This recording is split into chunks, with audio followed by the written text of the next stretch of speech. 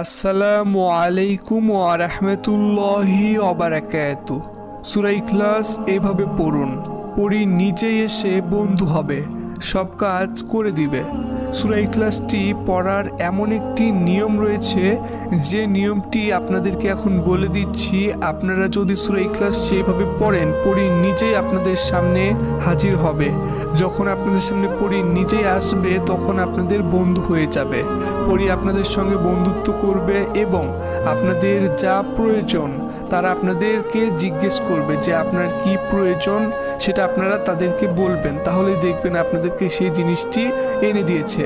বা আপনাদের পরীর দ্বারা কি কাজ, মানে তাদেরকে দিয়ে আপনারা কি কাজ করাতে চান বা তাদেরকে আপনারা কেন হাজির করেছেন, সেই কথা আপনারা তাদেরকে বলার সঙ্গে সঙ্গেই দেখবেন যে আপনাদের সেই কথাটি শুনবে, কারণ পরী আপনাদের বন্ধু হয়ে যাবে। সূরা ইখলাসটির ভিতরে এমন একটি নিয়ম রয়েছে, যে নিয়মটি আপনারা শুধুমাত্র জানবেন, জানার পরে এই আমলটি করবেন, ইনশাআল্লাহ তারপর সঙ্গে সঙ্গে আপনারা পড়ি হাজির করতে পারবেন। এটা খুবই শক্তিশালী একটি আমল। আপনারা আশা করি অনেকেই হয়তো জানেন যে সূরা ইখলাস হচ্ছে পবিত্র আল কোরআন শরীফের খুবই শক্তিশালী একটি সূরা। তো সূরা ইখলাস খুবই ছোট একটি সূরা। এই সূরা আপনাদের মাত্র কয়েকবার পড়তে হবে। কয়েকবার আপনারা এইভাবে পড়া মাত্রই দেখবেন পড়ি নিজেই আপনাদের সামনে এসে বন্ধু হবে, আপনাদের সকল কাজ করে দিবে। আর আপনারা এই আমলটি একদম সহজভাবে করতে পারবেন, কারণ আমি আপনাদেরকে চেষ্টা করব যথেষ্ট সহজভাবে এই আমলটির নিয়ম জানিয়ে দেওয়ার জন্য। তো আপনাদেরকে তো এখন সহজভাবে এই আমলটির নিয়ম জানিয়ে দিব। তো তার আগে আপনারা এখনও এই ভিডিওতে যারা লাইক দেননি, লাইক দিবেন। এবং আপনারা আগে থেকে এই চ্যানেলটি যারা সাবস্ক্রাইব করে রেখেছেন, আপনাদের জন্য অনেক বেশি ভালোবাসা রইল। তো আপনারা এখনও এই চ্যানেলটি যারা সাবস্ক্রাইব করে রাখেননি, এরকম আরও নতুন নতুন আমলের ভিডিও পেতে ইনশাল্লাহ চ্যানেলটি সাবস্ক্রাইব করে পাশে থাকা অল নোটিফিকেশন অন করে রাখবেন। এই আমলটি কিন্তু আপনারা সকলেই করতে পারবেন, যেমন ছেলে মেয়ে, ছোট বড় এবং সকল ধর্মের মানুষরা এই আমল করতে পারবেন। কিন্তু আপনাদের সকলকে সূরা ইখলাসটি জানা থাকতে হবে, কারণ সূরা ইখলাস ছাড়া এই আমল করলে আপনাদের কোনো রেজাল্ট আসবে না।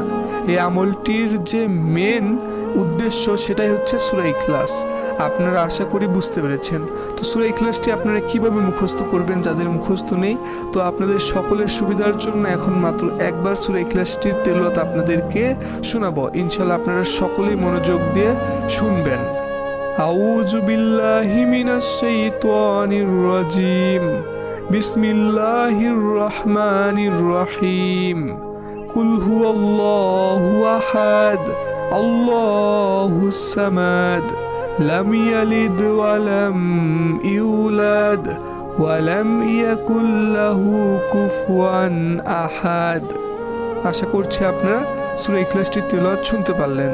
তো আপনারা যারা যারা সূরা ইখলাসটির তেলাওয়াত শুনতে পেরেছেন, আপনারা কিন্তু অবশ্যই এই ভিডিওটির কমেন্টে মাত্র 3 বার আমিন লিখবেন।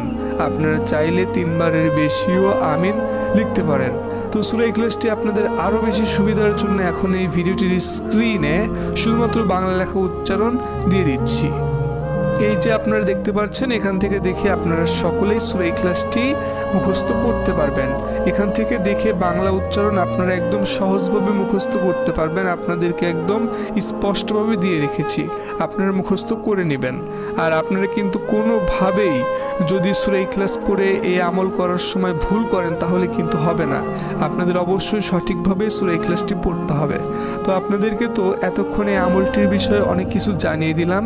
এখন যে মেন পয়েন্টগুলো রয়েছে এই আমলটি করার জন্য শুরু থেকে শেষ পর্যন্ত নিয়ম, সেটা বলে দিচ্ছি।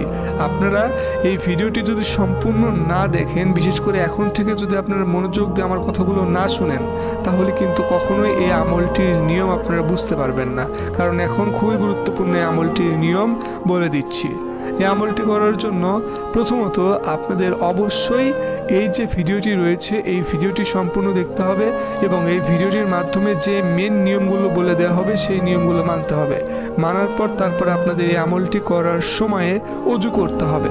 আর আপনারা অনেকে হয়তো ভাবছেন যে এই আমলটি কোন সময় করবেন। এই আমলটি কিন্তু আপনারা যে কোনো সময় করতে পারেন। সেটা দিনের বেলা হতে পারে, সেটা রাতের বেলা হতে পারে, সেটা অন্য যে কোনো টাইমে হতে পারে, কিন্তু শুধুমাত্র একটি সময় আপনাদের এই আমলটি করা যাবে না। তো সেই সময়টি আপনাদেরকে বলে দেই, সেই সময়টি হচ্ছে আজানের সময়।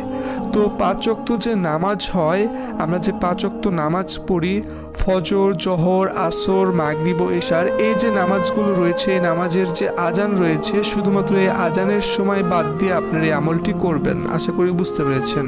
তো আপনারা প্রথমে ওযু করে নিয়ে একটি পবিত্র জায়গাতে বসবেন, যে জায়গাতে আপনার আশেপাশে কোনো মানুষ থাকা যাবে না। অবশ্যই আপনার আশেপাশে কোনো মানুষ থাকতে দিবেন না, এটা আপনাদের অবশ্যই মনে রাখতে হবে। এমনকি বাচ্চাও কিন্তু আপনাদের আশেপাশে রাখা যাবে না। তো আপনারা একাকী একটি জায়গা বেছে নেবেন অথবা একাকী একটি ঘর বেছে নেবেন, যে ঘরের ভিতরে আপনারা এই আমলটি করবেন। কেবলামুখী হয়ে বসে আপনারা প্রথমে মাত্র 5 বার বিসমিল্লাহির রহমানির রহিম পড়বেন। প্রথমে 5 বার আপনাদের বিসমিল্লাহির রহমানির রহিম পড়তে হবে। যখন 5 বার পড়া হয়ে যাবে, তারপর মূলত আপনাদেরকে এই যে কোরআন শরীফের সূরা ইখলাস রয়েছে, এই সূরা ইখলাসটি পড়তে হবে। আর আপনারা অবশ্যই সূরা ইখলাস যে পড়বেন, তার আগে মাত্র একবার আউযু বিল্লাহি মিনাশ শাইতানির রাজিম এই দোয়াটি পড়ে নেবেন। আর আপনাদের তারপর সূরা ইখলাসটি দাঁড়িয়ে পড়তে হবে। তো আপনারা বসে থেকে এই দোয়াগুলো পড়া হয়ে গেলে তারপর দাঁড়াবেন। দাঁড়িয়ে থেকে মাত্র একবার আপনারা সূরা ইখলাস পড়বেন। তো তখন কিন্তু আপনারা মনে মনে পড়বেন না, আপনারা উচ্চস্বরে অথবা জোরে জোরে তেলাওয়াত করে পড়বেন। এমনভাবে পড়বেন যেন আপনারা আপনাদের নিজের কানে শুনতে পারেন, এইভাবে পড়লেই হয়ে যাবে। তো আপনারা শুধু একবার সূরা ইখলাসটি পড়বেন। যখন পড়া হয়ে যাবে, তারপর আপনারা বসবেন। বসার পর আপনাদের কি করতে হবে তা তো আপনাদেরকে বলবো। বসার পর আপনাদের আরও কয়েকবার সূরা ইখলাসটি একটি নিয়মে পড়তে হবে, সেই নিয়মটি আপনাদেরকে বলে দিচ্ছি। তার আগে এই আমলটি করার জন্য আরও একটি খুবই গুরুত্বপূর্ণ নিয়ম রয়েছে, যে নিয়মটি আপনাদের সকলকে মানতে হবে। তো নিয়মটি এখন আপনাদেরকে জানিয়ে দিচ্ছি, আপনারা শুনুন। তো আপনারা এই আমলটি যখন করবেন, সেই সময়ে আপনাদের সঙ্গে একটি কিতাব রাখতে হবে। কারণ আপনারা যদি সেই কিতাবটি এই আমল করার সময় আপনাদের সঙ্গে না রাখেন, তাহলে কিন্তু আপনারা পরীকে দেখতে পারবেন না এবং পরী হাজির করতে পারবেন না।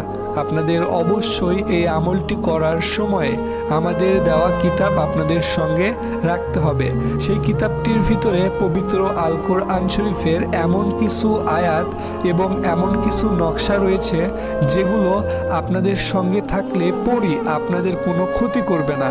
আপনারা পরীকে দেখতে পারবেন, পরীকে খুব সহজে হাজির করতে পারবেন এবং তাদেরকে আপনারা যা বলবেন তাই শুনবেন। আর এতক্ষণ আপনাদেরকে এই আমলটির যে নিয়মটি জানিয়ে দিলাম, আশা করি আপনারা সেই নিয়মগুলো বুঝতে পেরেছেন। যখন আপনাদের সূরা ইখলাসটি দাঁড়িয়ে থেকে সেইভাবে পড়া হয়ে যাবে, তারপর আপনারা যখন বসবেন, বসার পর আপনাদেরকে সূরা ইখলাসটি পড়তে হবে মাত্র 40 বার।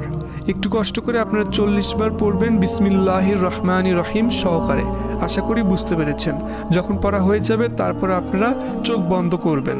চোখ বন্ধ করে আপনারা শুধুমাত্র 1 মিনিট অথবা 2 মিনিট থাকবেন। থাকার পর আপনারা আস্তে আস্তে চোখ খুলবেন। চোখ খুলে দেখবেন আপনাদের সামনে একটি পরী এসেছে অথবা পরী হাজির হয়েছে।